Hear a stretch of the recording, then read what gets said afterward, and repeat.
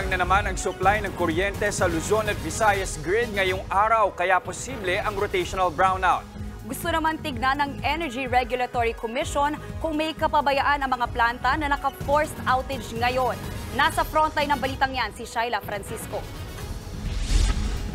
Isa sa ilalim na naman sa yellow at red alert ang Luzon grid ngayong Biyernes. Itataas ang yellow alert sa Luzon grid mula alas 12 ng hapon hanggang alas 3 ng hapon, alas 4 ng hapon hanggang alas 6 ng gabi, at alas 10 ng gabi hanggang alas 11 ng gabi. Red alert naman o kulang ang supply ng kuryente kumpara sa demand nito pagdating ng alas 3 ng hapon hanggang alas 4 ng hapon at alas 6 ng gabi hanggang alas 10 ng gabi. Sa mga oras na yan, posibleng magpatupad ng rotational brownout. Sa Visayas grid naman, yellow alert mula alas 12 ng tanghali hanggang alas 4 ng hapon at alas 5 ng hapon hanggang alas 8 ng gabi. 34 daw na power plant ang naka-forced outage ngayong araw. Kahapon din isinailalim sa red alert ang Visayas grid. Mag-aalas 8 na ng gabi nang alisin ito. Di pa masabi ng National Grid Corporation ang dahilan ng forced outages. Pero posible raw nakaapekto sa operasyon ng mga planta ang matinding init ngayon. Sa kabila nito, wala raw ipinatupad na rotational brownout ang Meralco kagabi.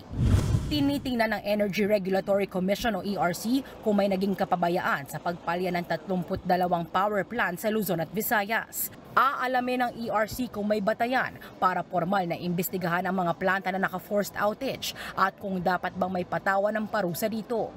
Bukas namang inaasahang babalik sa operasyon ng Pagbilao Power Plant na nakakapag-supply ng 750 megawatts na kuryente. Makakatulong daw ito para mapunan ang tumataas na demand mula sa mga consumer. Nagbabalita mula sa Frontline, Shaila Francisco, News 5.